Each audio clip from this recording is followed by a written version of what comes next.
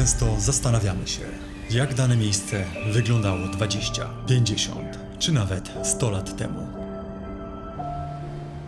Kiedy wolne było od masowej turystyki, pełne nieskazitelnej przyrody i spektakularnych krajobrazów, które podróżnicy mieli tylko dla siebie.